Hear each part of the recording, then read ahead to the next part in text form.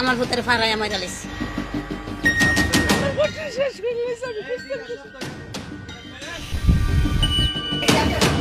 আমার ভাইয়ের হত্যার ফাঁসি চাই। সুপ্রিয় দর্শক, এই মুহূর্তে আমরা আছি ব্রাহ্মণবাড়িয়া জেলার নাসিরনগর উপজেলার চাতলপাড় ইউনিয়নের কাঁঠালকান্দি এলাকায়। আপনারা যেখানে জানেন যে গত শনিবার এখানে উল্টা গোষ্ঠী এবং মোল্লা গোষ্ঠীর মধ্যে সংঘর্ষে একজন নিহত হন এবং বেশ কয়েকজন আহত হন।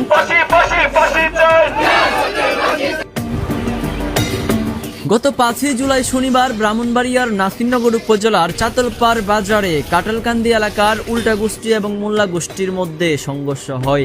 এতে সোহরাব নামের এক যুবক নিহত হন। 7 জুলাই সোমবার সরেজমিনে গিয়ে দেখা যায় নিহত সোহরাবের বাড়িতে চলছে স্বজনদের আহাজারি। কিছুতেই এমন মর্মান্তিক মৃত্যু মেনে নিতে পারছেন না তারা। তার পরিবারের সদস্যরা খুনিদের দ্রুত গ্রেফতার ও ফাঁসির দাবি জানিয়েছেন। ফাঁসি চাই, আমার ছেলেরা যারা আমার চেহারা আমি ফাঁসি চাই, আমার ভূতের বিচার চাই। ভূত তো আমার নাই, ওই আপনার কাছে আমি চাই, আমি অনুরোধ। আমার ভাইয়ের এত কষ্ট দিয়ে মারছে, আমার এত আদরের বাইরে, আমার এত ভালো বাইরে, অত্র এলাকার সবাই আমার ভাইয়ের লাগে কান্না করতেছে। আমার ভাইয়ের বন্ধু আমার ভাইয়েরা মারছে। এই জাকারিয়ার ফাঁসি চাই, সাইফুল তার ফাঁসি চাই। আমার বাইরে যে কষ্ট দিয়ে আমার সেট চাইতে দ্বিগুণ কষ্ট দিয়া জানে আল্লাহ। মানে বলতে গেলে অনেক বই পাই, কথা বলছেন। এই সুরভ হত্যার মামলার বিচার চাই, ফাঁসি চাই এবং কঠোর শাস্তি চাই এবং এই গ্যাংগুলো আমরা সবগুলো ফাঁসির মঞ্চে দেখতে চাই। অপরদিকে সোহরাব হত্যাকে ঘিরে চলছে লুটপাটের মহোৎসব।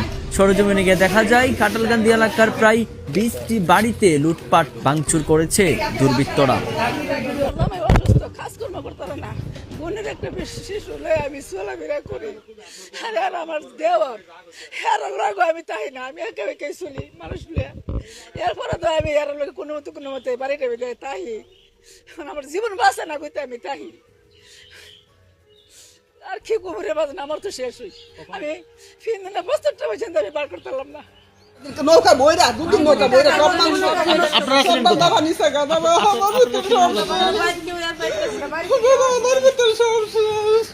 আমার ঘরে যা যাবতীয় জিনিস আছে সব কিছু শূন্য বিঘ্ন করে ভাঙ্গা চুইরা স্বর্ণ টর্ণ টেহা পয়সা যা আছে সব কিছু হয়ে গেছে নিয়ে আমার ঘরতে বাইর করে দিচ্ছে। বন্ধ 1 লাখ কাটাইছি নাতি নাত লইয়া জীবত লইয়া।